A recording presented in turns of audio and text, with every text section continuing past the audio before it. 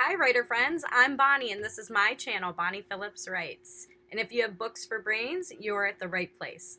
Today, I'm going to give you a little different content. It's going to be an unboxing. About a week ago, I saw a ton of new books by other author-tubers on A Great Timer by Jonah Ninja Hen, and it got me to order a few books, so I want to share them with you, and I'm pretty sure some of them are in this box. So let's go.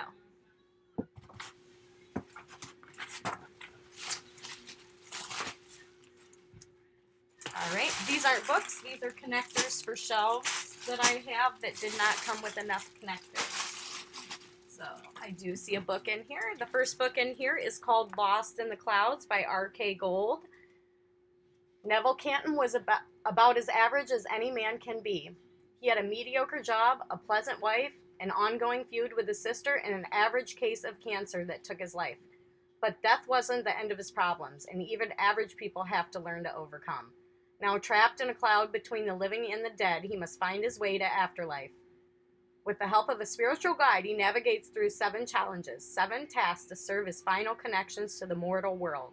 If he fails, he forfeits his eternity, and the consequences may be worse than death. So I think this is going to be a great October read. Looking forward to reading this. Okay, the second book in the box is called The Emotional Craft of Fiction, How to Write the Story Beneath the Surface by Donald Maas.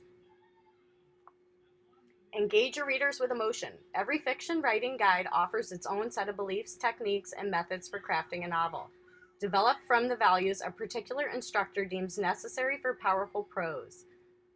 But while writers might disagree over showing versus telling or plotting versus pantsing, none would argue this. If you want to write strong fiction, you must make your readers feel. The reader's experience must be an emotional journey that aligns with your character's struggles, discoveries, and triumphs. That's where the emotional craft of fiction comes in.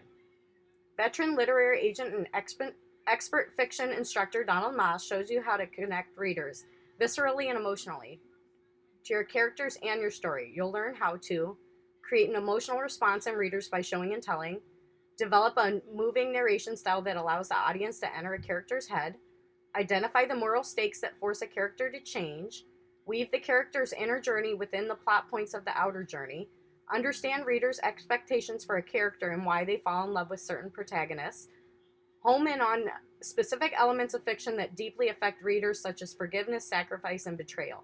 Readers can simply read a novel or they can experience it. If you want to give your readers an experience, start by conjuring vivid, authentic emotion on the page, which I think is going to be great because I love to write character-driven stories. So I'm looking forward to reading this. Okay, what else is in here? New bed sheets. I love these. They're great. Not a book, though. All right, here we go. The third book in here is Sarah Keefe, Widow in Weeds, Book 1.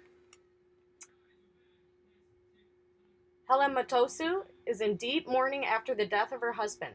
Private investigator Shigeru Modutsu restricted to caring for her young children and keeping her brother-in-law from his self-destructive habits. Helen feels stagnant and unchallenged until the charismatic Misu Okabe requests the Motosu's help in solving the murder of his brother, an energy scientist working on the solar power train.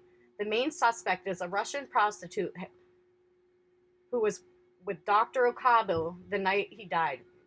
Mitsuo knows that his brother had enemies in the city, rivals in the development of the new energy technologies.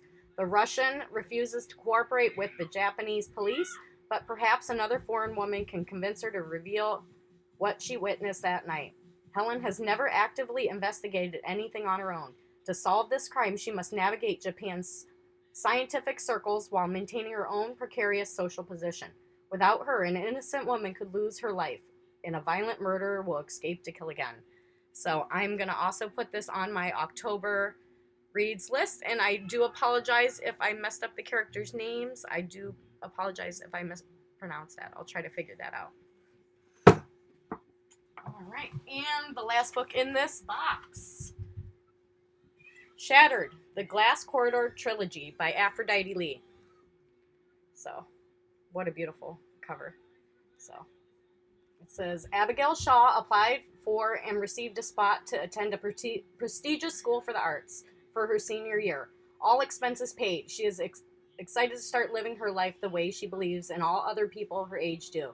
But her dreams of freedom and new adventures are quickly abused when Aaliyah finds out she is not exactly welcomed by the vast majority of the student body. With this popularity and status in the school taking a big hit because of Aaliyah, the big man on campus makes it his goal to take her down at every turn. Her situation quickly grows even more problematic when she catches the eye of another young man with many issues of his own. Her new world is turned completely upside down as she tries to make sense of all the things happening around her. She learns fast that being smart is not the same as knowing everything. Her academic career, her innocence, and possibly even her life are threatened as Aaliyah makes her way through the day-to-day reality of being accepted at Halstead Preparatory. Be careful what you wish for because you just might get it. So that looks like another great October read. So thank you for spending your time with me, and check out these books. October Reads.